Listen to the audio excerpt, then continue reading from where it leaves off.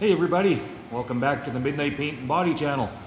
In this video we're going to continue on getting this rusty old 78 Trans Am ready for the 1,000 kilometer BC Dragit event.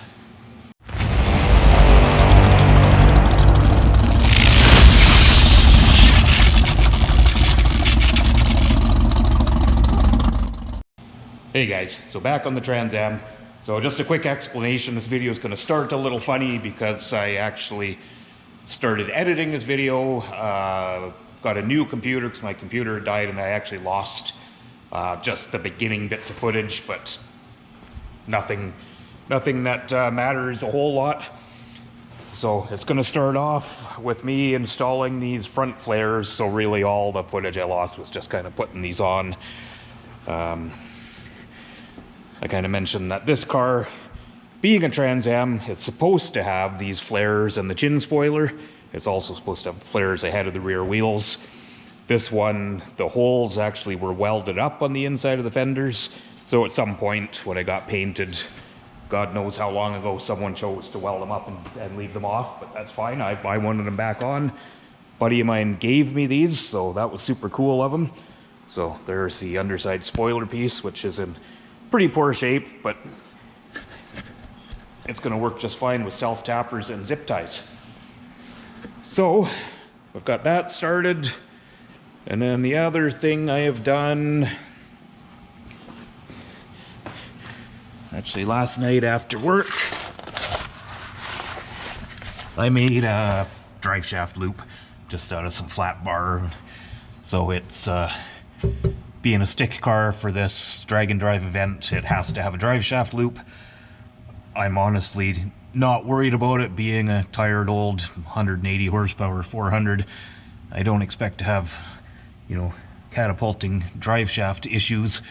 But yeah, I mean, to pass tech, I have to have it, and that's fine. So, like I say, rather than spending $100 on one, I just bought some flat bar and made my own because it's good enough for what I'm doing here.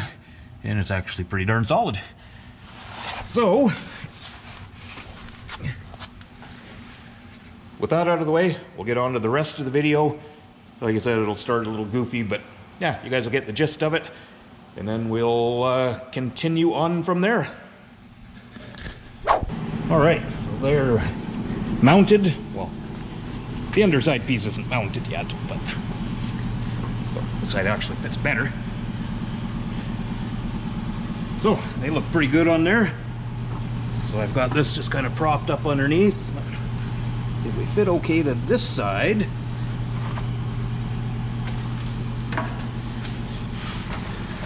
And this side is, yeah, this side's still got a gap, so I'm actually going to have to, I think, hog those holes out on this one and bring it down just a little so it lines up better.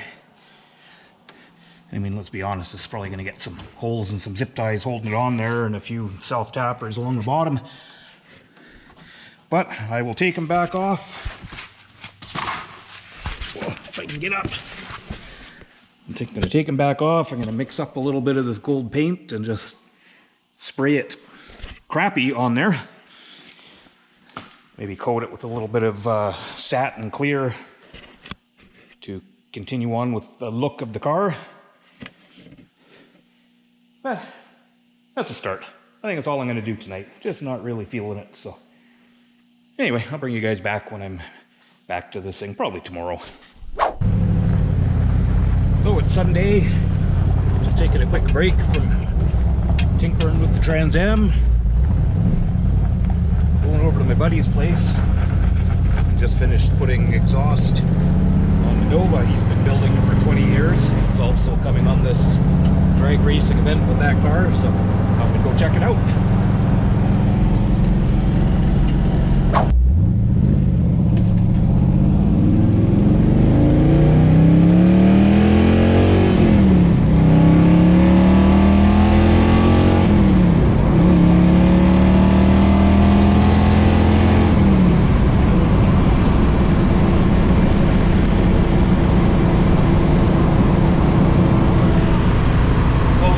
Mexico.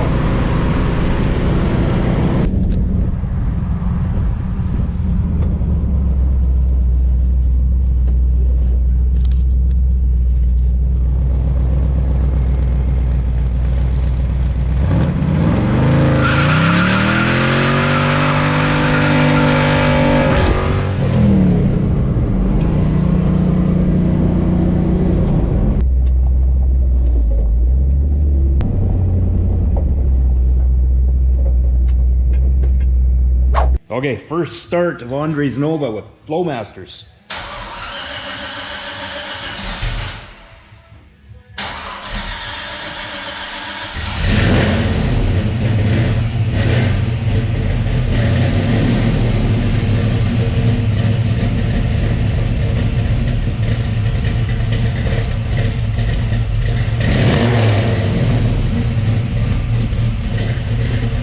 Yeah, she's got some bark.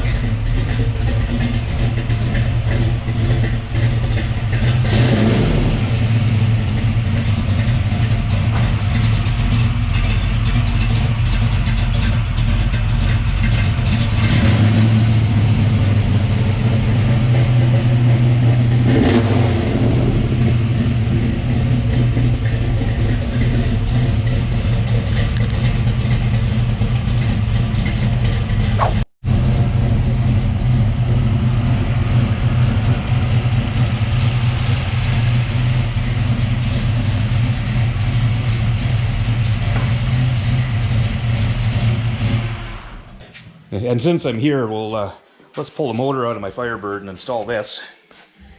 Even the purists be mad, it's a Chevrolet motor, but it has one of these big water pumps on top. Yeah, air pump. Yeah. Oh yeah, that's gonna be good. And that's a stroker crank and everything in it. Dart block. Dart heads, angle plug heads, so they're 202 and scat crank. Yeah.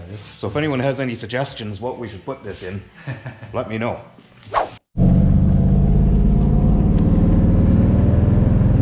Alright, heading back home. So you saw my buddy Andre's sweet Nova. So that's going to be with us on the BC Dragit challenge. He's been building it for 20 years. He hasn't driven it since back then. So that'll be cool. And that blower motor, just kidding, it belongs to a friend. We can't put it in anything. Well, not without 10 grand. So anyway, back to my shop. Back in my shop from our little field trip. I think the next thing I want to tackle on this old thing is the bottom of this fender. Why are you fixing rust, you might ask? Well, I mean, it's just kind of the worst spot on the car. It's got this big gaping hole, so I figured we'll just kind of make a patch for that and blend in a little gold paint when I do the flares. So yeah, so let's start with, I'm going to grab a grinder and just kind of trim this out and see what we can make.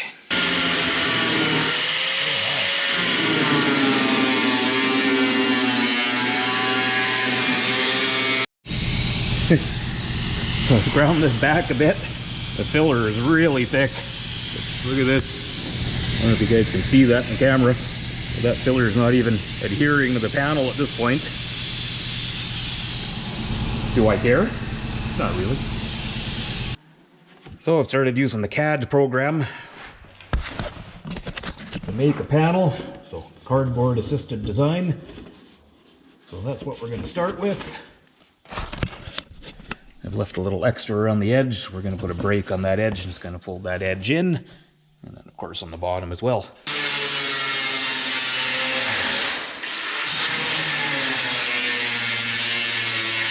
So there's our piece. So it's a little tough to put the brake on this edge because I can't use the sheet metal brake because we're going this way and this way.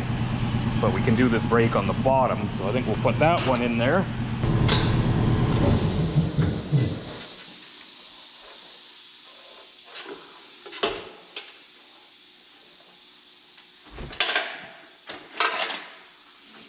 Not real precision engineering, but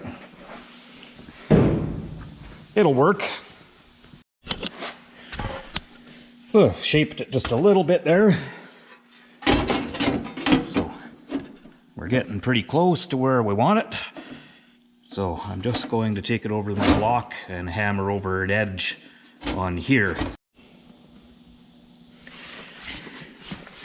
Well, there's our patch piece in place. So, I think I'm going to take a break, go have some lunch, maybe come back, put a few welds on it.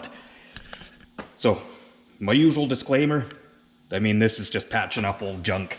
It is not an intricate piece of work that I would spend a whole whack of time on if it was a customer's car. It's just, you know, making this old car a little better. I want to keep it low because I want to save the crappy Trans Am decals. And as you can see, there's body filler bubbled all the way up here, but I'm just going to kind of blend it in and blow a little gold paint on it just to get rid of that big nasty rust hole. So take it for what it is. It's just having fun with an old car. And it's, you know, I do have a few metal shaping tools, but this is the kind of thing you can do on your own car if you're just piecing something together. I mean, I'm overlapping the sheet metal, and it just, honestly, it just doesn't matter. If I was to ever restore this car, I'd strip these fenders and see how they are, and probably, I'm sure they're salvageable, but I'd probably buy the proper lower patch panel piece and stuff for it and do it right. But, you know, I can't see it getting restored in my lifetime, not by me anyway. But you never know. Maybe when I retire at 85.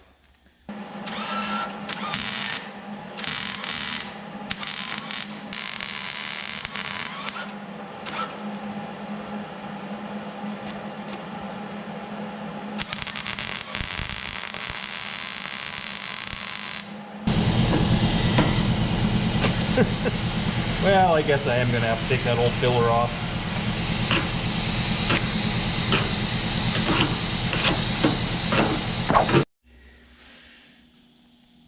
Okay, so this is the part where we're going to hide the sins with some fiberglass filler. So, keep in mind, this is a crappy repair. The patch was decent, but the fender is super rough. I just kind of booger welded it in there. It's not a good welding job, but it's going to be just fine for this car. I would never do something like this on a customer's. It's not my good car, which I wouldn't do something like this to, but it's just a crappy beater car that's fun, and this is okay. You see, the fender is really bashed in, and it was just filled before. Had I actually stripped this out and realized that, I probably would have pulled that metal out, but I was trying to keep it as small as possible without digging out all that old filler. So anyway, it just doesn't matter. So anyway, I'm just going to leave this one here for now. I think it's Sunday. I've got some other stuff to do, so I'm just going to leave that. We'll sand it another day, probably tomorrow. And then, yeah, I'll bring you guys back when we kind of finish it off and make it look half decent. You know, we'll definitely make it look good enough for the rest of the car. It's going to be better than that big nasty rust hole that was down there.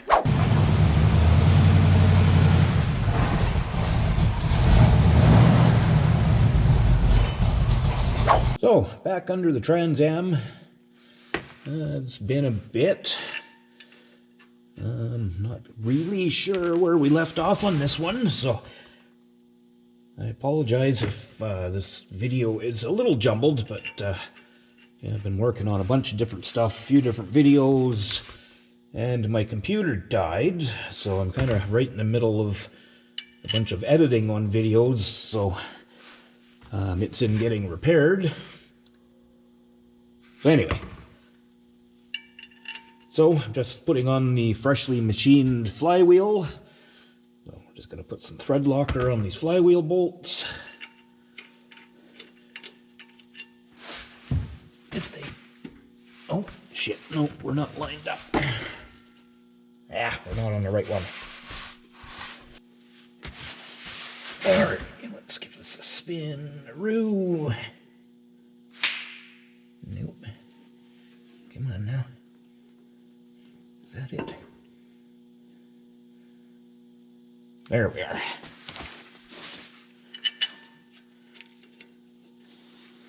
So yeah, thread locker on the bolts, and these are going to be torqued to, I think, 95 pounds. Well, maybe I still don't have it in the right position.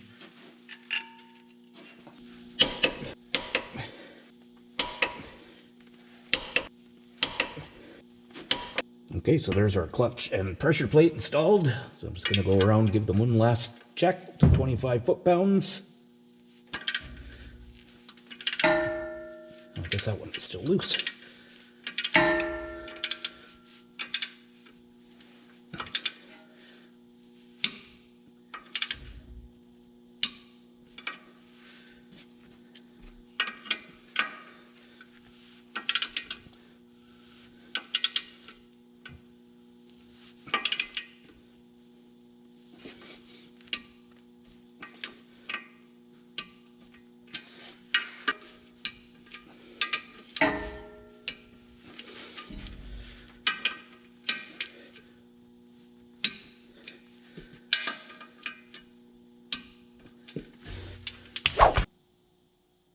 Well, I jumped ahead a little bit on you guys here, but I actually had a buddy come by, help me lift the trans up into place. So, pretty much ready to go. I just got to put starter on, adjust clutch linkage, a couple little things. I'm not going to take it off the stands here right away because I still need to build the drive shaft loop. And yeah, a few other things I need to do for the event. But yeah, there's a look at the trans in place, so one step forward. Well, I figured we'd squeeze in a little work on the Trans Am this evening. So I figured, since my paint booth is free, I'm going to mix up a little bit of gold paint and just blow a little bit of paint on the bottom of the fender and these flares and that other piece that goes underneath. So yeah, I think we'll just get that tidied up tonight. So I'm going to do a little bit of sanding, and then yeah, I'll throw the camera on and kind of show you guys what I'm doing.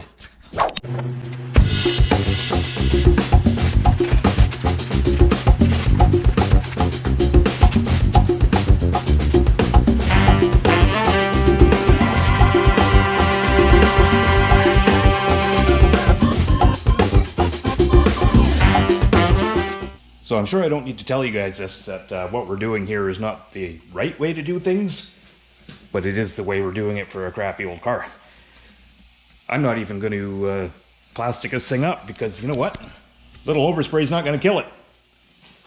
So anyway, code on this car is actually code 50, which, I don't know if you can see that, the code 50 is special edition gold poly. So hopefully we can mix it in my base coat system. If not, we're just going to be winging it, but yeah, let's have a look. Alright, so yeah, code 50, GM 1978, gold poly. Let's see if we can mix it in my paint.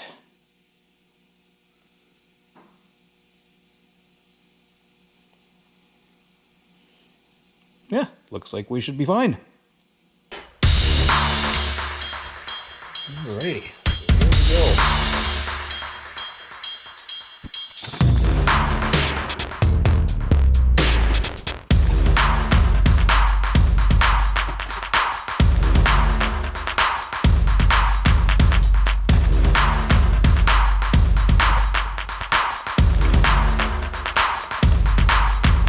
Looks like it to me.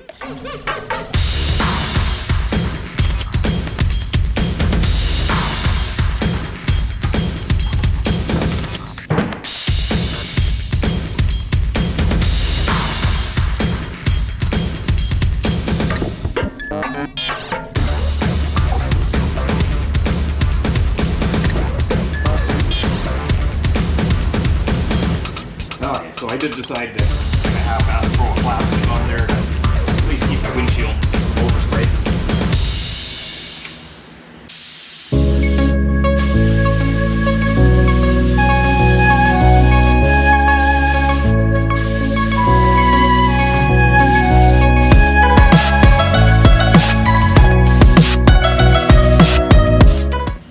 Alright, now that we've super carefully applied our gold paint, I'm going to mix up a little clear coat concoction. I have some of this hot rod flat clear here, and because that car is a hot rod, we should probably use it if it's not dried up. It's been sitting on the shelf a while. This matte clear is funny stuff.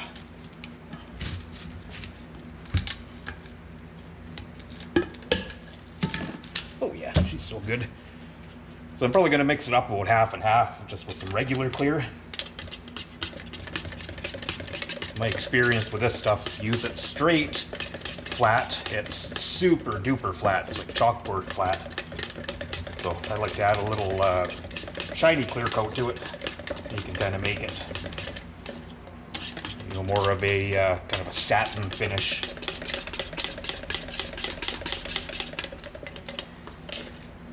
And because it's weird chunky stuff, you got to stir the heck out of it.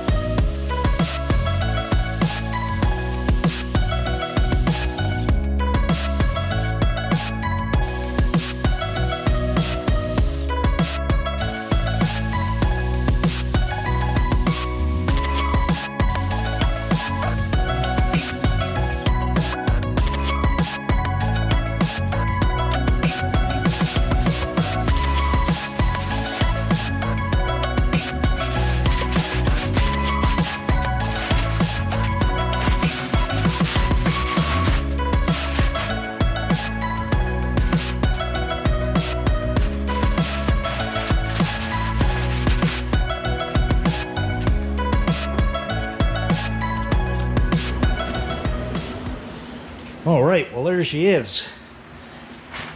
Perfect match. No one will ever be able to tell.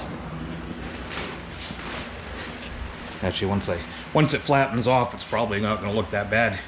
Actually, it looks worse in the camera than it does through my eyes. But anyway, yeah, just a little quickie thing to make this car a little better. I really wanted this chin spoiler and flares on here, so I think that's going to look cool. This is a piece for underneath. So this clear is still super wet. This is going to flatten off overnight. So maybe I'll bring you guys back for a look in the morning once it's flattened off. We'll see how it looks. Get that, yeah, maybe if I get out here early enough before I start my work day, I'll put that chin spoiler piece in there. And yeah, should be driving this thing again tomorrow. Anyways, till tomorrow. So it's Saturday again. Obviously car's out of the paint booth. We'll have a look at that in a little short bit.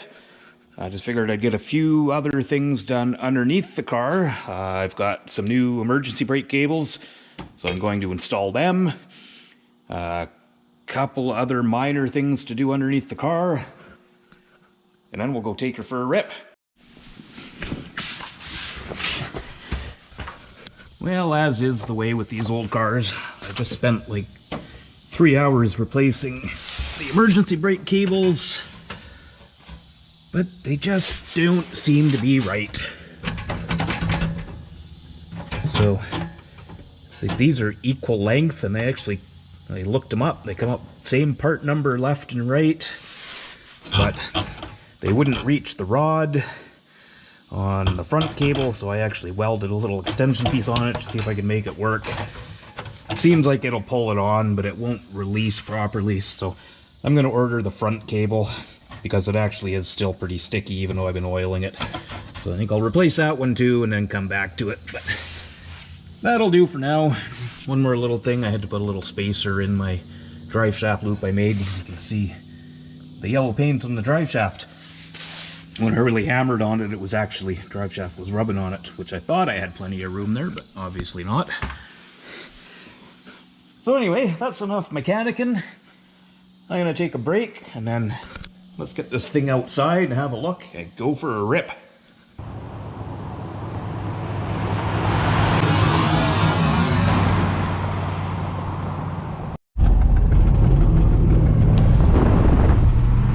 Well, let's go take her for a rip.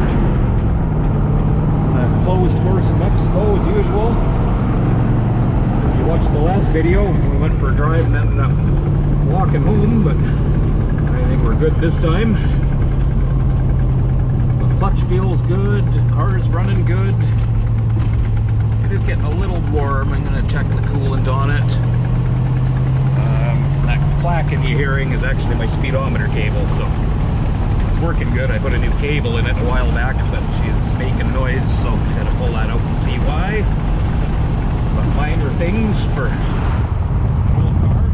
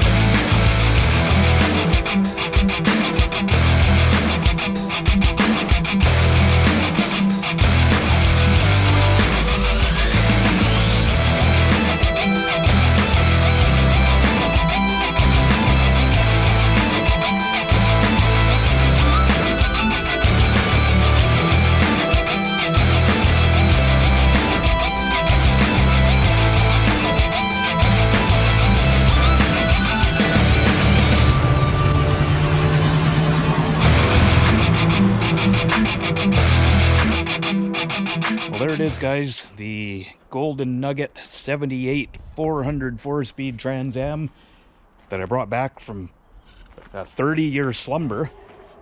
If you watched the first series of videos on it, you saw it was she was pretty rough. It just looked like an abandoned car.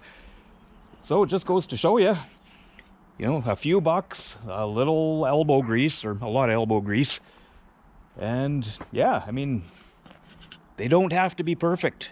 Get an old car, get out to your shop, go out and work on it, in the driveway, in the parking lot, whatever you got to do.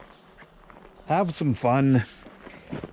You know, not every muscle car has to be this perfect showpiece that is numbers matching and painted undercarriage. They're just supposed to be fun. So get yourself an old junker. Do me a favor, subscribe to the channel.